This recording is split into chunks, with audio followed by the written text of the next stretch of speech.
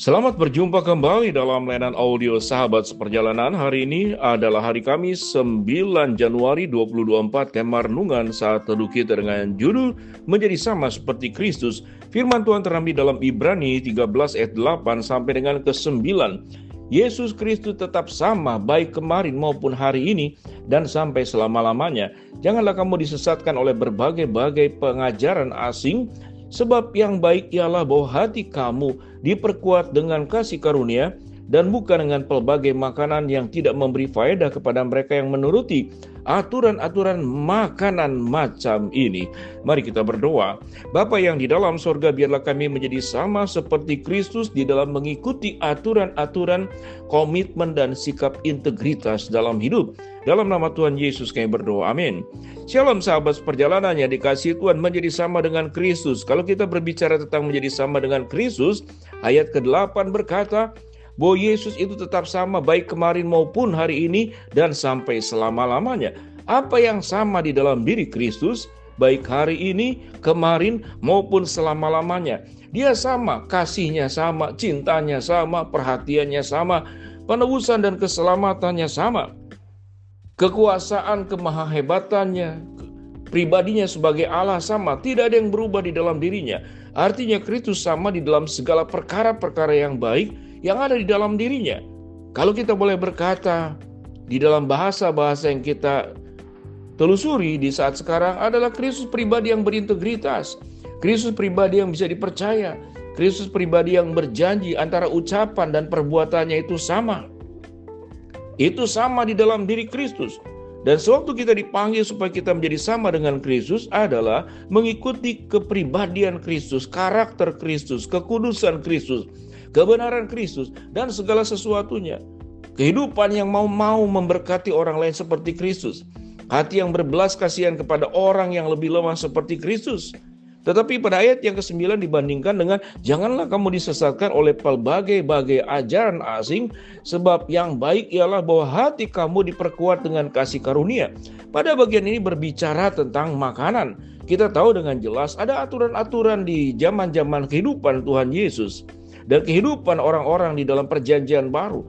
Ada aturan-aturan manusia, ada aturan makanan, ada aturan seperti orang ahli Taurat, melakukan segala sesuatu, memperbolehkan sesuatu yang tidak boleh, membolehkan kemudian melarang sesuatu yang diperbolehkan. Artinya, kalau kita berbicara tentang apa itu kesamaan yang perlu kita taati, adalah aturan, sebuah panduan prinsip pedoman hidup yang sudah digariskan oleh Kristus. Perjanjian lama dan perjanjian baru, ada perbedaan-perbedaan yang mendasar yang kemudian kebenaran itu progresif. Perjanjian lama, kita melihat ada aturan-aturan seseorang kalau ingin memberikan persembahan, dia perlu memberikan burung tekukur atau kemudian burung merpati atau domba yang tidak bercacat. Ada aturan di dalam membangun bait suci, ada ruang maha kudus, ada ruang kudus, ada berbagai macam tempat-tempat untuk melakukan persembahan korban bakaran, korban penebusan dosa dan segala sesuatunya.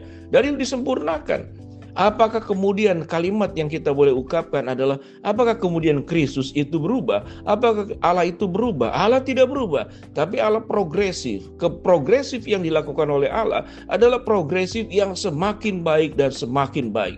Sewaktu Allah memberikan semua yang baik ke dalam kehidupan manusia dari penciptaan, manusia diciptakan menurut gambar dan rupa Allah, tetapi manusia diberikan akal. Di dalam progresifnya manusia menggunakan akalnya. Kemudian teknologi punya kemajuan, kebudayaan semakin berkembang, semakin menemukan berbagai macam segala sesuatu pengetahuan yang sangat luar biasa. Kita bisa memahami apa yang dicatat di dalam Alkitab bahwa bumi itu bulat.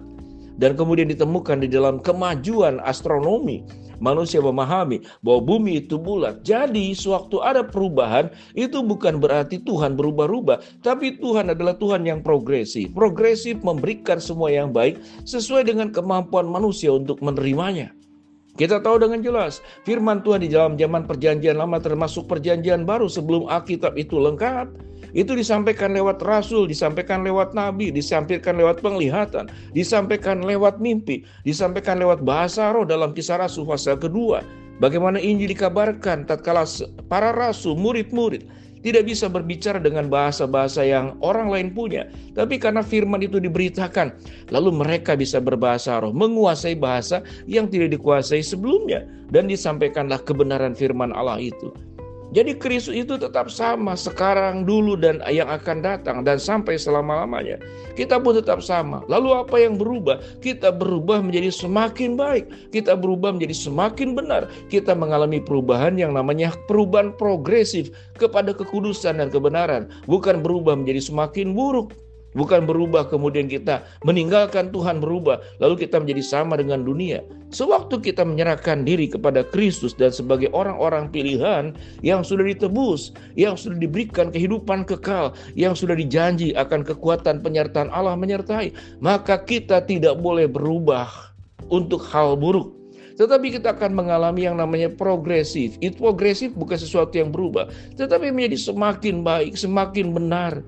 Dan firman Tuhan berkata di dalam Ibrani 13 ayat yang pertama sampai dengan ayat yang ke-7. Kalau kita melihat, peliharalah kasih persaudaraan pada ayat yang pertama. Berikan tumpangan kepada mereka yang tidak ada tempat, mungkin musafir, orang asing. Dengan demikian, engkau sedang menjamu malaikat. Dan ayat yang keempat dikatakan, hendaklah engkau penuh hormat terhadap pernikahan. Jangan engkau cemarkan tempat tidurmu. Janganlah engkau menjadi hamba uang pada ayat yang kelima. Dan cukupkanlah diri dengan apa yang ada padamu. Dan firman Tuhan berkata, aku sekali-kali tidak akan meninggalkan engkau dan aku sekali-kali tidak akan membiarkan engkau. Pada ayat yang ke-6 dikatakan, Tuhan penolongku, aku tidak takut apakah yang dapat dilakukan manusia terhadapku. Apa yang kemudian bertumbuh dan progresif dalam kehidupan kita? Kasih persaudaraan yang semakin berkembang, hati yang berbelas kasihan sewaktu engkau menolong orang. Engkau sedang menjamu malaikat, menjaga rumah tangga dengan penuh hormat terhadap pernikahan, dan jangan cemarkan tempat tidurmu. Jangan menjadi hamba uang. Hindari sikap serakah, bekerja keras, rajin sesuatu yang harus dilakukan. Tetapi serakah adalah perkara yang lain. Dan firman Tuhan berkata, cukupkanlah dirimu dengan apa yang ada padamu. Dan janji Tuhan, di dalam engkau berjuang untuk semakin progresif, menjadi sama seperti Kristus, menjadi semakin baik di dalam segala hal, seperti Kristus yang terus memberikan segala sesuatu yang semakin baik kepada kita. Kita hidup di dalam Kristus, menjadi sama seperti Kristus, mengikuti teladannya, mengikuti jejaknya, mengikuti kesetiaannya, mengikuti kekudusannya, mengikuti kebenaran dan perintahnya. Dan firman Tuhan berkata, aku sekali-kali tidak akan meninggalkan engkau, dan aku sekali-kali tidak membiarkan engkau. Janganlah kita menjadi sama dengan dunia, Roma 12 ayat yang pertama dan kedua. Tetapi kita menjadi sama, semakin menjadi lebih baik, progresif, menjadi seperti Kristus.